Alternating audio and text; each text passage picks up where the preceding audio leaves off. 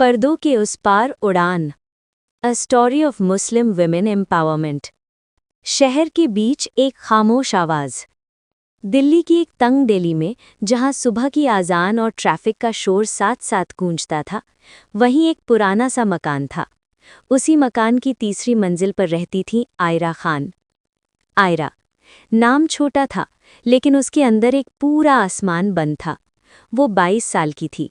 आंखों में सपने थे, हाथों में किताबें और दिल में सवाल।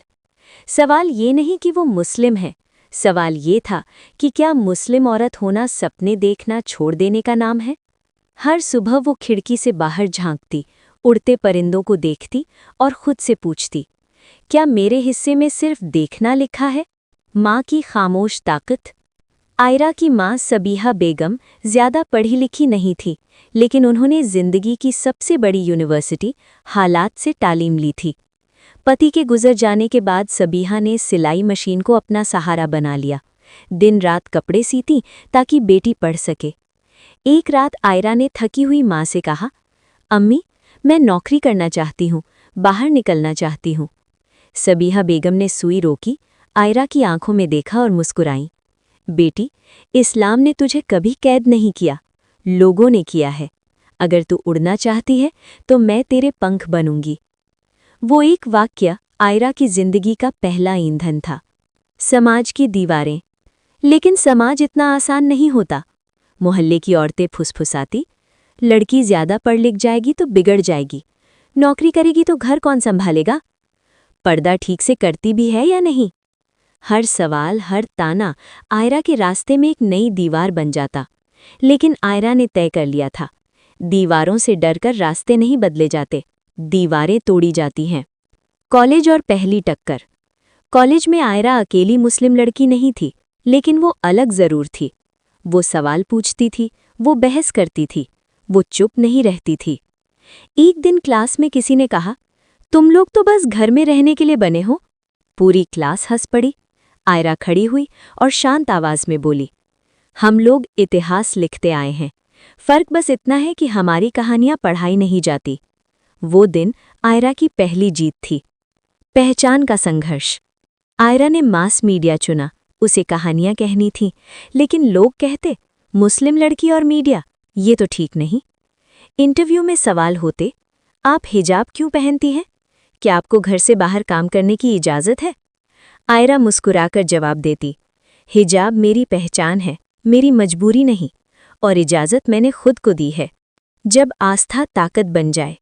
आयरा की नमाज, उसका रोज़ा, उसकी दुआ कमज़ोरी नहीं, ताकत थी। वो जानती थी कि इस्लाम ने औरत को सबसे पहले पढ़ने का हक दिया, सबसे पहले कारोबार का हक दिया, सबसे पहले अपनी राय रखने का हक दिया। वो कहती, मेरा मजहब मुझे पीछे नहीं रखता, लोग रखते हैं। पहला ब्रेक।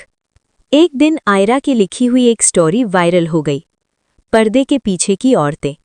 उसमें उसने मुस्लिम महिलाओं की असली कहानियां लिखीं, doctor, teacher, driver, single mother, entrepreneur. लोग पढ़कर रो पड़े।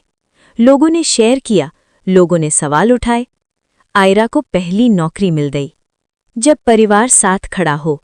जब आयरा ने अम्मी को नौकरी का ऑफर दिखाया, सबीहा बेगम की आंखों में आंसू थे। मेहनत कभी जाया नहीं जाती बेटी।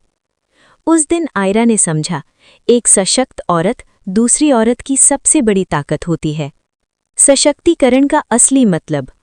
आयरा ने समझा कि एम्पावरमेंट का मतलब सिर्फ नौकरी नहीं, अपनी आवाज़ रखना, अपने फैसले खुद लेना, आस्था और आधुनिकता को साथ लेकर चलना, डर के बावजूद आगे बढ़ना, यही सशक्तिकरण है।